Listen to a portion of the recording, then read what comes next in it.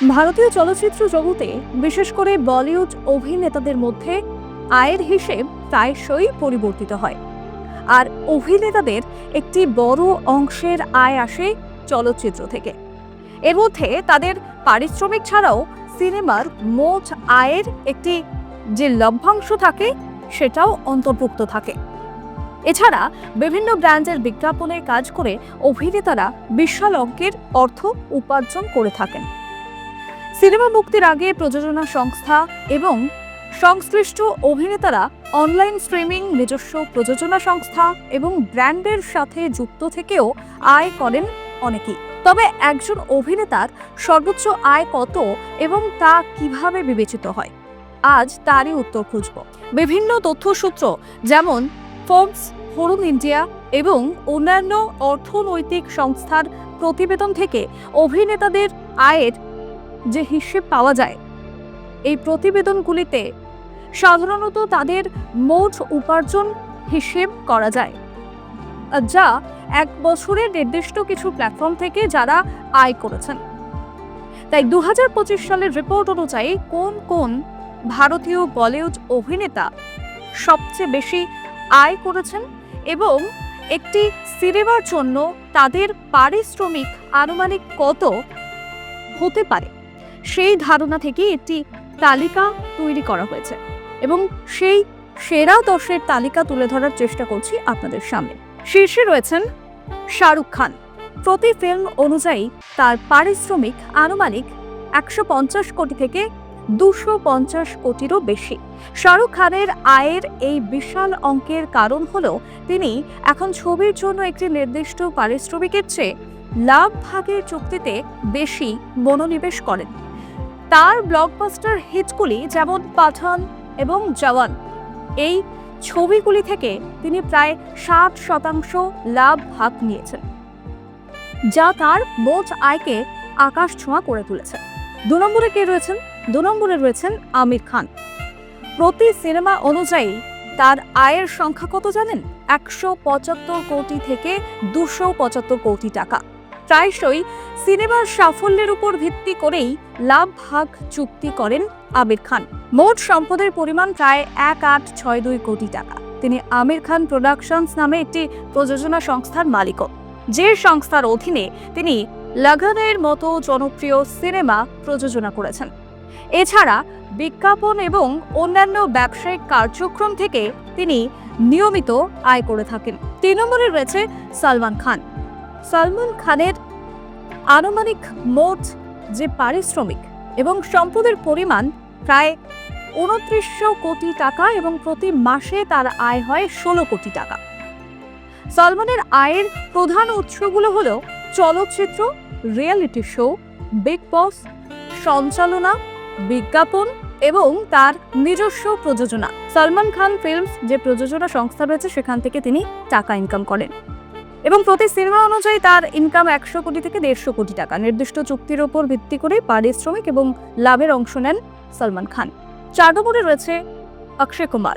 ভারতের অন্যতম সর্বোচ্চ পারিশ্রমিক প্রাপ্ত একজন অভিনেতা এবং একজন সফল ব্যবসায়ীও। অক্ষয় কুমারের মোট সম্পদ আনুমানিক প্রায় 2500 থেকে 2700 কোটি টাকা। তার বার্ষিক আয় প্রায় 486 কোটি টাকা বলে অনুমান করা হয়েছে, আর প্রতি সপ্তাহের হিসেবে যা দাঁড়ায় প্রায় 10 কোটি টাকা এবং প্রতিদিন প্রায় 1.4 কোটি টাকা। প্রতি সিনেমায় ছবির বাজেট এবং সময়ের উপর ভিত্তি করেই মূলত পারিশ্রমিক নেন অক্ষয় কুমার, যার মূল্য আনুমানিক 60 থেকে 145 কোটি টাকা। 5 নম্বরে রয়েছে রণবীর কাপুর। বর্তমানে অন্যতম সর্বোচ্চ পারিশ্রমিক প্রাপ্ত একজন অভিনেতা। রামায়ণ আসন্ন 2 পর্বের সিনেমার জন্য তিনি প্রতিটিতে 75 কোটি টাকা পারিশ্রমিক নেবেন বলে জানা গিয়েছে, আর যা তার কেরিয়ারের সর্বোচ্চ পারিশ্রমিক বলেই জানা গিয়েছে। অ্যানিমেল এই ছবির জন্য তিনি অগ্রিম পারিশ্রমিক হিসেবে কত টাকা পেয়েছেন বলুন তো? 30 থেকে 35 কোটি টাকা, এমনটাই খবর পাওয়া গিয়েছে। এবং এই ছবিটির লাভের ভাগও তিনি পাবেন বলে জানা যাচ্ছে। প্রতি সিনেমা পিছু তিনি 70 থেকে 130 কোটি পারিশ্রমিক নিয়ে থাকেন। 6 নম্বর রয়েছেন ঋত্বিক রোশন। ঋত্বিক রোশন সিনেমা ছাড়া যিনি বিভিন্ন ব্র্যান্ডের প্রচার করে টাকা ইনকাম করে থাকেন, আর তার মোট সম্পত্তির পরিমাণ প্রায় 3100 কোটি টাকা। চলচ্চিত্র, ব্র্যান্ড প্রচার ছাড়া তার আয়ের প্রধান উৎসগুলির মধ্যে রয়েছে যার নিজস্ব স্পোর্টস ওয়্যার ব্র্যান্ড HRX।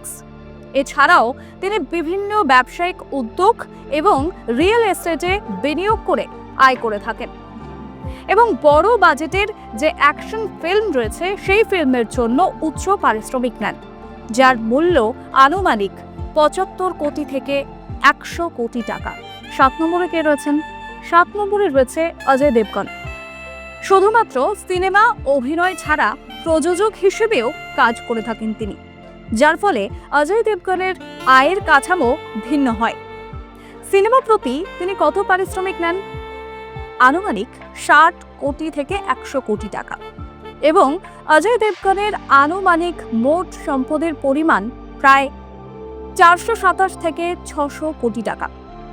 তার বার্ষিক আয় বিভিন্ন উৎস থেকে, যেমন চলচ্চিত্র, ব্র্যান্ড এন্ডোর্সমেন্ট এবং অন্যান্য বিনিয়োগ থেকে আসে। সাম্প্রতিক রিপোর্ট অনুযায়ী তার ব্র্যান্ড এন্ডোর্সমেন্ট থেকে বার্ষিক আয় প্রায় 94 কোটি টাকা। রণবীর সিং 8 নম্বরে রয়েছেন। তরুণ অভিনেতাদের মধ্যে পারিশ্রমিকের দিক থেকে দেখতে গেলে তিনি এগিয়ে রয়েছেন। প্রতি সিনেমা অনুযায়ী 50 কোটি থেকে 75 কোটি টাকা পারিশ্রমিক নিয়ে থাকেন এই অভিনেতা। এছাড়া রণবীর সিং এর মোট সম্পত্তির পরিমাণ প্রায় 30 মিলিয়ন বলে অনুমান করা হয়েছে। এছাড়াও তার ব্র্যান্ড মূল্য প্রায় 170.7 মিলিয়ন। 9 নম্বরে কে রয়েছেন? ভিকি কৌশল। সাম্প্রতিক সাফল্যের কারণে পারিশ্রমিক দ্রুত বৃদ্ধি পেয়েছে ভিকি কৌশলের। তার অভিনীত ছাওয়া সিনেমাটি বক্স অফিসে দারুণ সাড়া ফেলেছে এবং 600 কোটির বেশি আয় করেছে এই সিনেমা, যেখানে ভিকি কৌশলের পারিশ্রমিক হয়েছে 10 কোটি টাকা। এবছরের সবচেয়ে বেশি আয় করা সিনেমাগুলির মধ্যে অন্যতম ছাওয়া। সিনেমা প্রতি এমনিতেই তার পারিশ্রমিক 30 কোটি থেকে 40 কোটি টাকা। বিভিন্ন ব্র্যান্ডের বিজ্ঞাপনী প্রচারের মাধ্যমেও তিনি আয় করে থাকেন। অন্যান্য ব্যক্তিগত কাজ এবং বিনিয়োগ থেকেও ইনকাম আসে ভিকির। এবং 10 নম্বরে রয়েছেন কার্তিক আরিয়ান, বলিউডের অন্যতম সর্বোচ্চ পারিশ্রমিক প্রাপ্ত অভিনেতা। আর তার আয়ের প্রধান উৎসগুলি হল চলচ্চিত্র, বিজ্ঞাপন এবং ব্র্যান্ড এন্ডোর্সমেন্ট। তার সিনেমা বাণিজ্যিক সাফল্যের পর তার পারিশ্রমিক বেড়েছে। আর কার্তিক আরিয়ানের মোট সম্পদের পরিমাণ প্রায় 39 থেকে 46 কোটি টাকা। তিনি প্রতি ছবিতে প্রায় 45 থেকে 50 কোটি টাকা আয় করে থাকেন, এমনটাই খবর পাওয়া যাচ্ছে। আর এমনিতেই বলিউডের আয় অন্যান্য ভারতীয় চলচ্চিত্র শিল্পের থেকে বেশি। 3 খান, শাহরুখ, সালমান, আমির এবং অক্ষয় কুমারের মতো যারা অভিনেতা রয়েছেন প্রায়শই এই তালিকায় শীর্ষস্থানে থাকেন। কোনো নির্দিষ্ট বছরে তাদের আয়ের সঠিক হিসাব করা সত্যিই কঠিন, কারণ এটি বিভিন্ন উৎসের উপর নির্ভরশীল। এবার আপনারাই কমেন্টে জানান বলিউডের কোন কোন অভিনেতা সর্বোচ্চ আয় করেছে বলে আপনারা মনে করছেন।